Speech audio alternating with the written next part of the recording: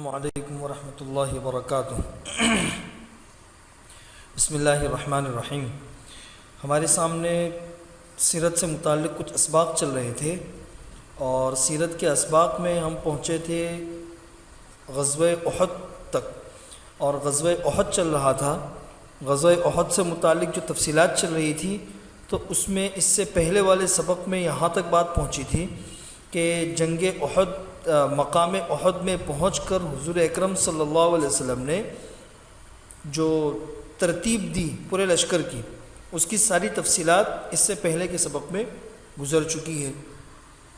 آج کے سبق میں یہ بات ہے کہ حضور اکرم صلی اللہ علیہ وسلم اور صحابہ کرام کے سامنے جو مکہ مکرمہ کا لشکر تھا، جس میں قریش مکہ اور مشرکین مکہ آئے ہوئے تھے، تو ان لوگوں نے لشکر کی ترتیب کس طریقے سے دی، اس سے متعلق تفصیلات آج ہمارے سامنے آ رہی ہے۔ مشرکین نے بھی صف بندی کے اصول پر اپنے لشکر کو مرتب کیا اور منظم کیا۔ مشرکین کا جو سپہ سالار تھا وہ ابو سفیان تھا، جس نے بالکل لشکر کے بیچ میں اپنا مرکز بنایا ہوا تھا۔ لشکر کے دائیں طرف کا جو حصہ تھا، جس کو میمنہ کہا جاتا ہے، اس پر خالد بن ولید اس کے ذمہ دار تھے، اور وہ اب تک مسلمان نہیں ہوئے تھے۔ میسرہ پر یعنی لشکر کے بائیں حصے کی جو ٹکڑی ہے، وہاں پر اکرمہ بن ابو جہل وہ ذمہ دار تھے، اور جو پیدل فوج تھی، تو پیدل فوج کی کمان سفیان بن امیہ کے پاس تھی، اور تیر اندازوں کا جو لشکر تھا، ان تیر اندازوں پر عبداللہ بن ربیعہ یہ مقرر تھے۔ یہ پانچوں بڑے بڑے اس وقت کے قریش مکہ کے سردار تھے۔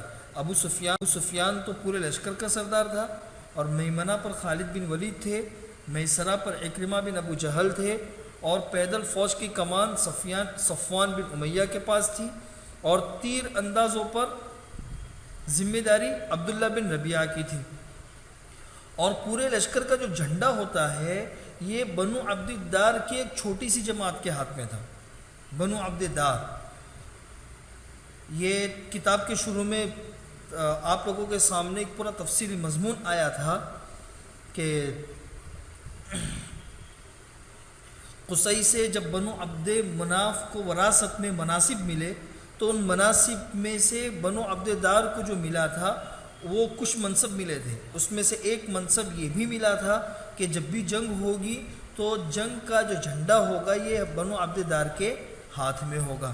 بنو عبد الدار اور بنو عبد مناف، ان دونوں کے درمیان جھگڑا کی تقسیم کے سلسلے میں، تو اس تقسیم میں کچھ مناصب بنو عبد مناف کے ہاتھ میں آئے، اور کچھ بنو عبد الدار کے ہاتھ میں آئے، جس کی تفصیلات پہلے گزر چکی ہے۔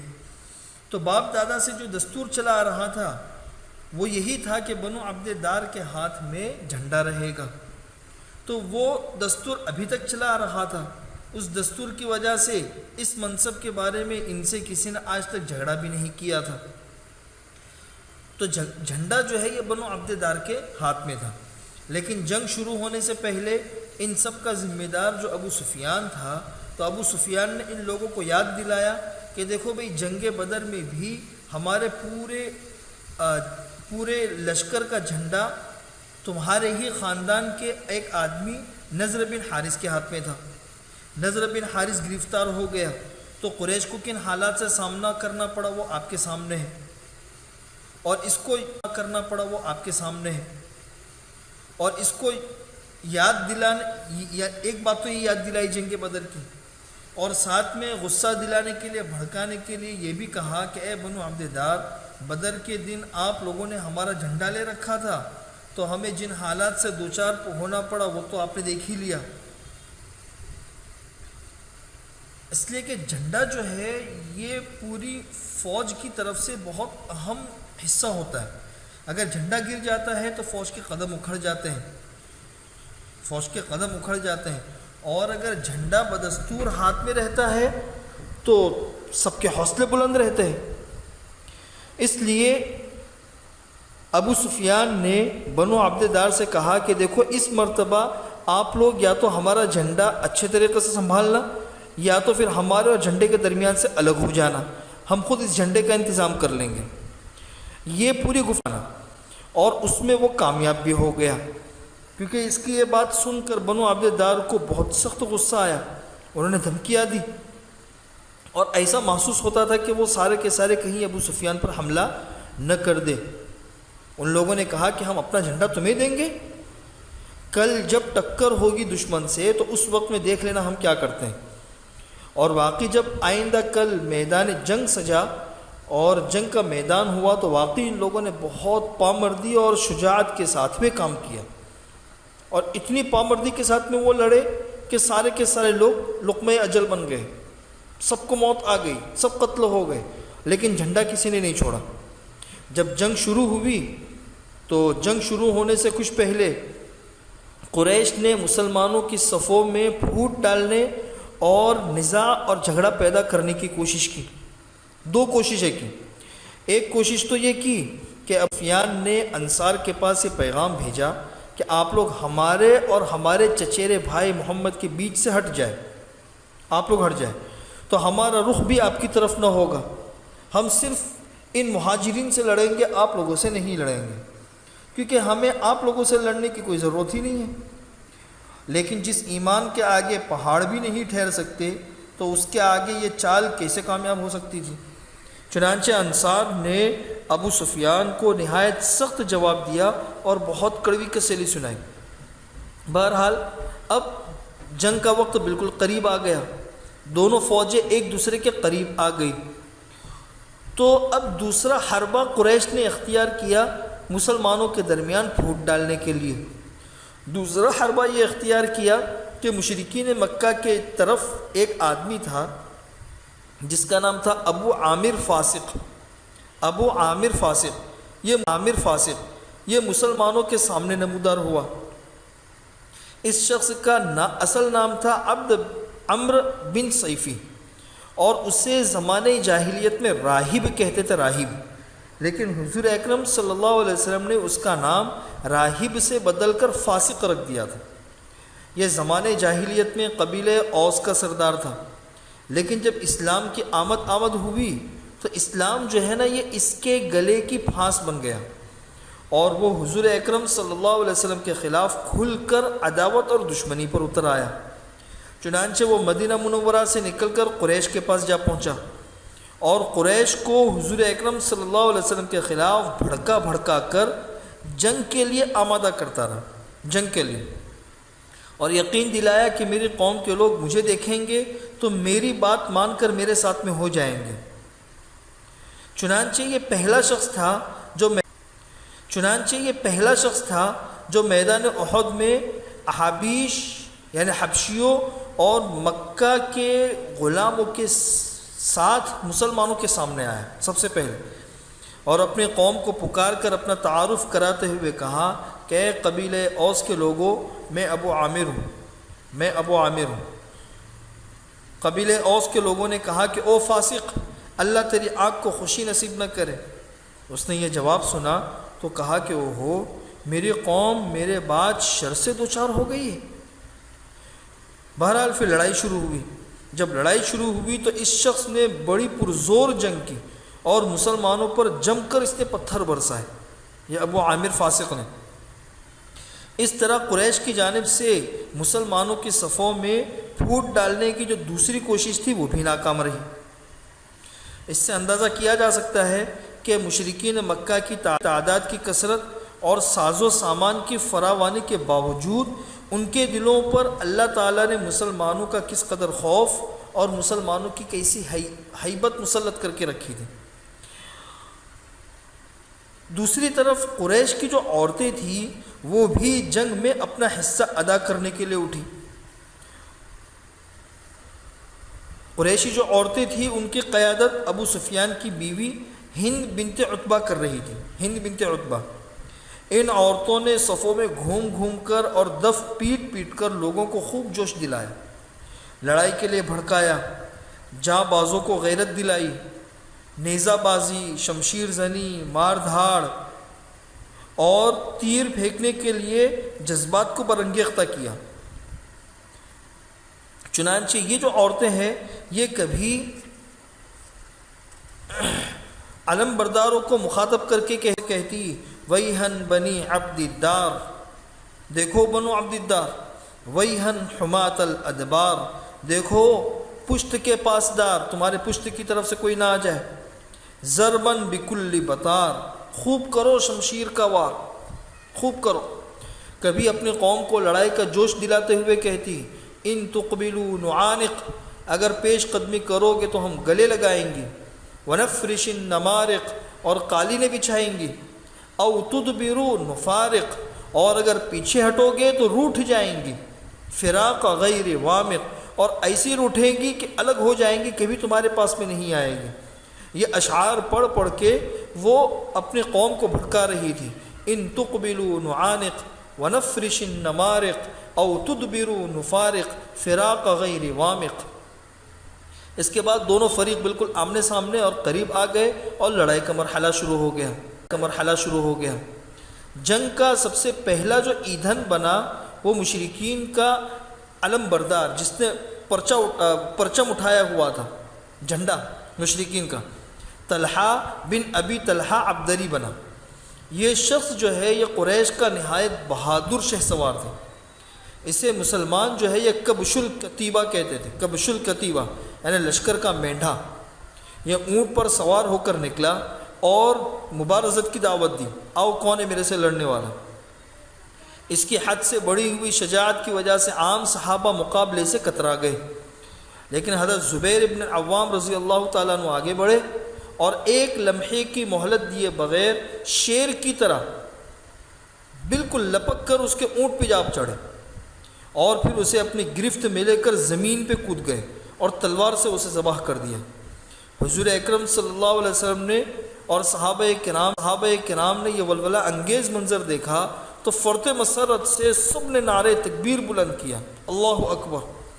پھر حضور اکرم صلی اللہ علیہ وسلم نے حضرت زبیر کی تعریف کی اور اسی موقع پر فرمایا کہ ان لکل نبی حواری و حواری زبیر بن العوام، ہر نبی کا ایک حواری ہوتا ہے اور میرا جو حواری ہے یہ زبیر ہے، میرا حواری زبیر ہے، حواری بالکل خاص دوست۔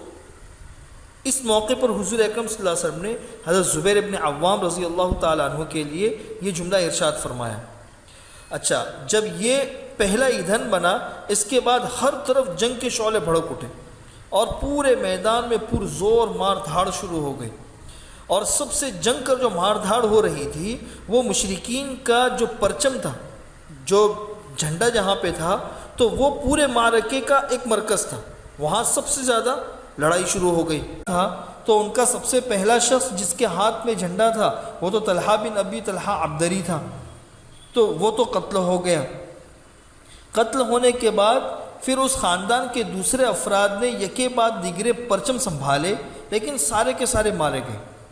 چنانچہ طلحہ کے بعد سب سے پہلے طلحہ کا بھائی عثمان بن ابی طلحہ آیا اور اس نے جھنڈا اٹھایا، اور جھنڈا اٹھانے کے بعد یہ کہتے ہوئے آگے بڑھا ان علی اہل اللواء حقا ان تخضب الصعدۃ او تندقا، ان علی اہل اللواء حقا ان تخضب الصعدۃ او تندقا، پرچم والوں کا فرض ہے کہ نیزہ خون سے رنگین ہو جائے یا ٹوٹ جائے۔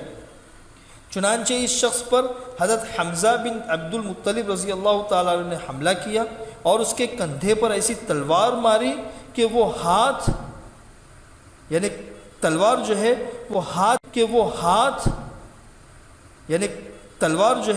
وہ ہاتھ کے ساتھ میں ہی نیچے اتر گئی، اور وہ تلوار کندھے کو چیرتی ہوئی ناف تک جا پہنچی، اور یہاں تک ناف تک جا پہنچی کہ اس کا پھیپھڑا بھی دکھائی دینے لگا اور وہ انسان مر گیا۔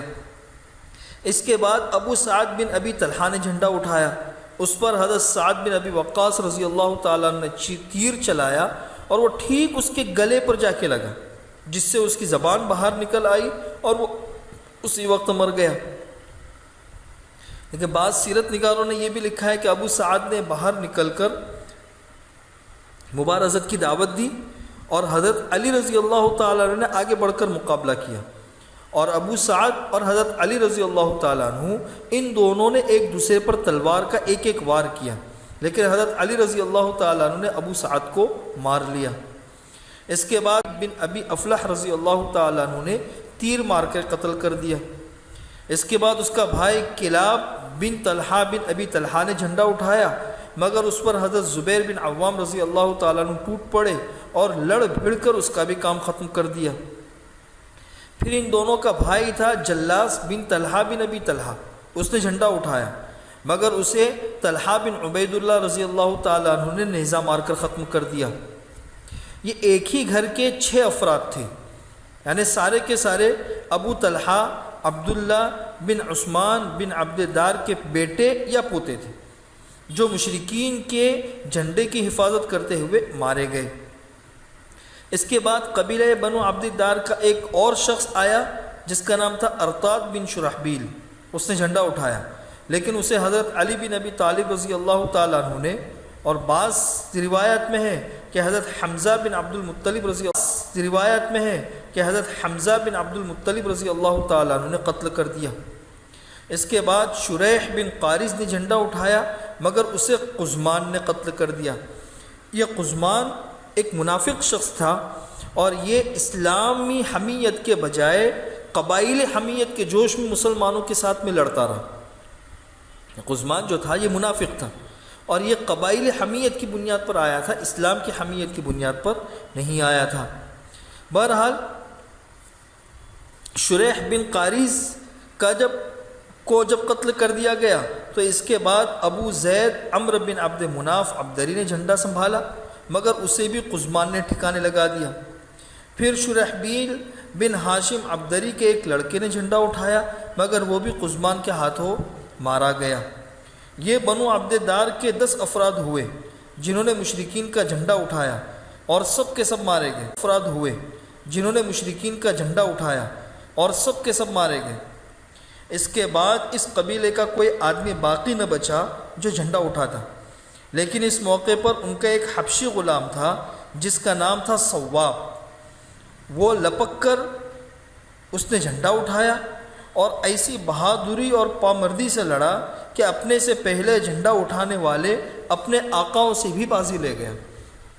یعنی یہ شخص مسلسل لڑتا رہا، یہاں تک کہ اس کے دونوں ہاتھ یکے بعد دیگرے کاٹ دیے گئے، لیکن اس کے بعد بھی اس نے جھنڈا گرنے نہ دیا، بلکہ گھٹنے کے بل بیٹھ کر سینے اور گردن کی مدد سے کھڑا کیے رکھا اس جھنڈے کو، یہاں تک کہ وہ جان سے مار ڈالا گیا۔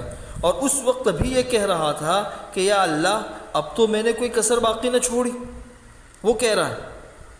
بہرحال اس غلام کے قتل کے بعد جھنڈا جو ہے مشرکین نے مارا، اور اسے کوئی اٹھانے والا باقی نہ بچا۔ تو ایک طرف تو یہ مشرکین کا جھنڈا جہاں پہ تھا تو وہاں پہ پرزور لڑائی چل رہی تھی، اور اسی کے ساتھ ساتھ میں میدان کے بقیہ حصوں میں بھی بہت شدید جنگ جاری تھی۔ مسلمانوں کی صفوں پر ایمان کی روح چھائی ہوئی تھی، اس لیے وہ شرک اور کفر کے لشکر پر اس سیلاب کی طرح ٹوٹے پڑ رہے تھے جس کے سامنے کوئی بند ٹھہر نہیں پاتا۔ مسلمانوں کا شعار اس جنگ میں امت امت تھا، امت امت۔ ہر جنگ میں ایک شعار ہوتا ہے، ایک کوڈ ورڈ ہوتا ہے جسے کہتے ہیں، تو اس جنگ احد کا جو کوڈ ورڈ ہے یہ امت امت تھا۔ یہاں پہ ابو دجانہ رضی اللہ تعالیٰ عنہ کا تذکرہ آپ لوگوں نے سنا ہوگا۔ ابو دجانہ، انہوں نے اپنی لال پٹی نکالی اور اپنے کندھے پر باندھ دی، حضور اکرم صلی اللہ علیہ وسلم کی تائیگی کا ایک عزم لے کر پیش قدمی کی، اور لڑتے ہوئے دور تک جا گھسے۔ وہ جس بھی قریشی اور مکہ کے مشرک سے ٹکراتے اس کا صفایا کر دیتے۔ حضرت زبیر بن عوام رضی اللہ تعالیٰ عنہ خود بیان کرتے ہیں کہ حضور اکرم صلی اللہ علیہ وسلم نے میدان احد میں اپنی تلوار نکالی، اور تلوار نکالنے کے بعد کہا کہ کون ہے جو اس کا حق ادا کرے؟ چنانچہ حضرت زبیر بن عوام کہتے ہیں کہ میں نے تلوار مانگی، حضور اکرم صلی اللہ علیہ وسلم نے مجھے نہیں دی، تو میرے دل پر بڑا اثر ہوا کہ میں تو حضور کی پھوپھی حضرت صفیہ کا بیٹا ہوں، قریشی ہوں، اور میں نے ابو دجانہ سے پہلے تلوار مانگی، پھر بھی حضور اکرم صلی اللہ علیہ وسلم نے مجھے تلوار نہیں دی۔ پھر ابو دجانہ نے مانگی، حضور اکرم صلی اللہ علیہ وسلم نے ان کو دے دی۔ تو حضرت زبیر بن عوام کہتے ہیں کہ میں نے کہا کہ واللہ میں دیکھوں گا کہ کہ ابو دجانہ اس تلوار سے کیا کام لیتے ہیں۔ چنانچہ میں ابو دجانہ کے پیچھے لگ گیا۔ ابو دجانہ نے یہ کیا کہ پہلے اپنی لال پٹی نکالی اور سر پہ باندھی، سر پہ، کندھے پہ نہیں، سر پہ۔ جب انہوں نے لال پٹی نکالی تو انصار نے کہا کہ ابو دجانہ نے موت کی پٹی نکال لی ہے۔ یا ابو دجانہ کے پاس لال پٹی تھی، وہ جس جنگ میں نکال کے پیشانے پہ باندھ دیتے تھے، تو اس کا مطلب یہ ہے کہ یہ جب تک کام نہیں کر لیں گے تب تک یہ واپس نہیں آئیں گے، یہ موت کی پٹی ہے، اب یہ واپس نہیں نکلیں گے۔ چنانچہ یہ پٹی سر پہ باندھی انہوں نے اور یہ کہتے ہوئے میدان کی طرف بڑھے، انا الذی عاہدنی خلیلی ونحن بالصفح لذی النخیل الا اقوم الدہر فی الکیول اضرب بسیف اللہ والرسول۔ میں نے اس نخلستان کے دامن میں اپنے خلیل صلی اللہ علیہ وسلم سے عہد کیا ہے کہ کبھی صفوں کے پیچھے نہ رہوں گا۔ انا الذی عاہدنی خلیلی ونحن بالصفح لذی النخیل الا اقوم الدہر فی الکیول، میں کبھی پیچھے نہیں رہوں گا بلکہ آگے بڑھ کر اللہ اور اس کے رسول کی تلوار چلاؤں گا۔ اس کے بعد انہیں جو بھی مل جاتا اسے قتل کر دیتے۔ ادھر مشرکین میں ایک شخص تھا، یعنی حضرت زبیر بن عوام کہتے ہیں کہ مشرکین میں ایک شخص تھا جو مسلمانوں کے کسی بھی زخمی کو پاتا تو اس ختم کر دیتا، مار دیتا اس زخمی کو۔ تو وہ شخص اور ابو دجانہ یہ دونوں آہستہ آہستہ قریب ہونے لگے۔ میں نے اللہ سے دعا کی کہ اللہ یہ لوگ آپس میں ٹکرا جائیں، اور دعا قبول ہو گئی، واقعتاً دونوں ٹکرا گئے۔ دونوں نے ایک دوسرے کے اوپر ایک ایک وار کیا۔ پہلے اس قریشی مشرک نے ابو دجانہ رضی اللہ تعالیٰ عنہ پر تلوار چلائی، لیکن ابو دجانہ رضی اللہ تعالیٰ عنہ نے یہ حملہ ڈھال پر روک لیا اور قریشی مشرک کی تلوار ڈھال میں پھنس کر رہ گئی۔ اس کے بعد ابو دجانہ رضی اللہ تعالیٰ عنہ نے تلوار چلائی اور اس قریشی کو وہیں پہ ڈھیر کر دیا۔ اس کے بعد ابو دجانہ رضی اللہ تعالیٰ عنہ صفوں پر صفیں درہم برہم کرتے ہوئے آگے بڑھے، یہاں تک کہ قریشی عورتوں کی کمانڈر تک جا پہنچے۔ ابو دجانہ کو پتہ نہیں تھا کہ یہ قریشی عورتوں کی کمانڈر عورت ہے۔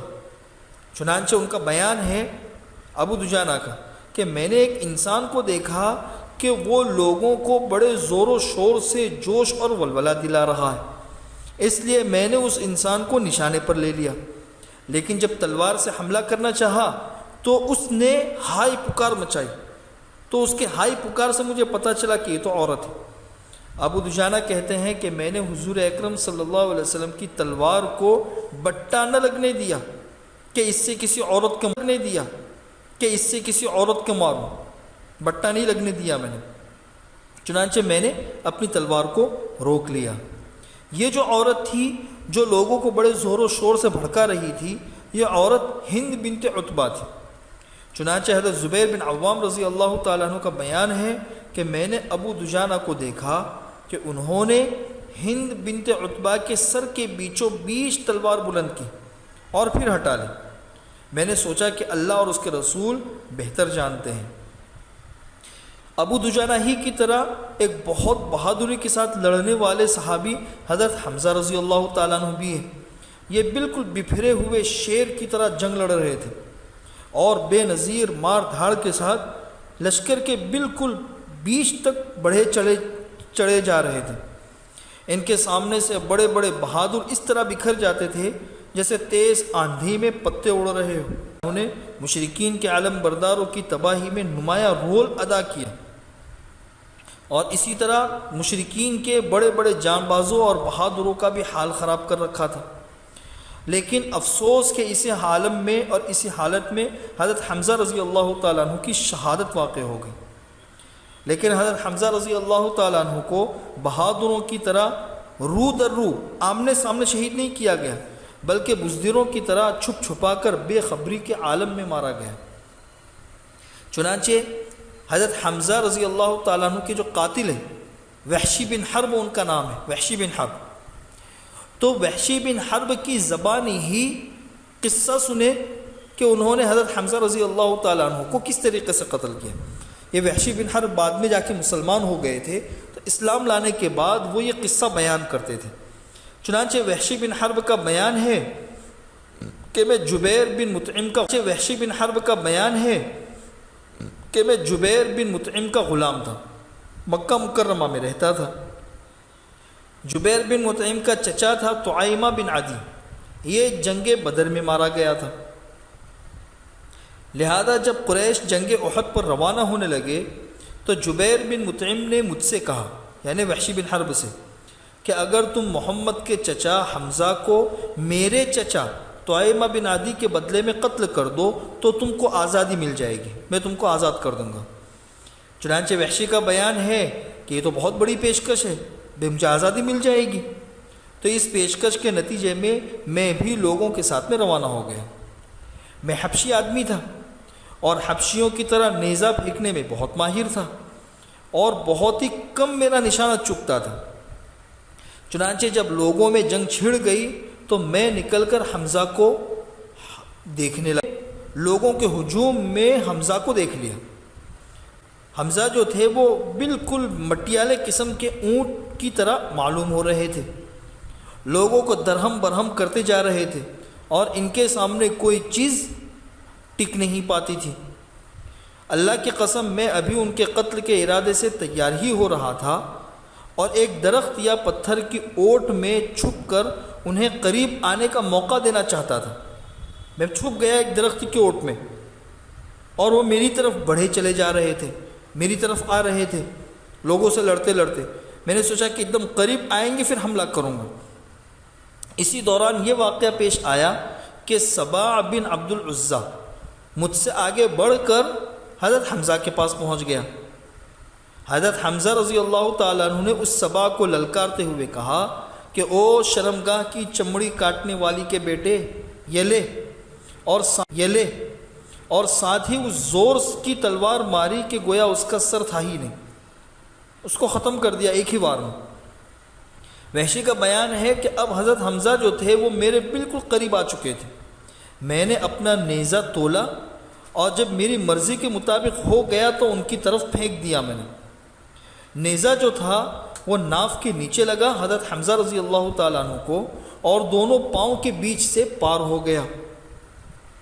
حضرت حمزہ نے میری طرف اٹھنا چاہا لیکن مغلوب ہو گئے، اٹھ نہیں سکے۔ میں نے حمزہ کو اسی حال میں چھوڑ دیا یہاں تک کہ وہ فوت ہو گئے۔ اس کے بعد میں نے ان کے پاس جا کر اپنا نیزہ نکال لیا اور لشکر میں واپس جا کر بیٹھ گیا۔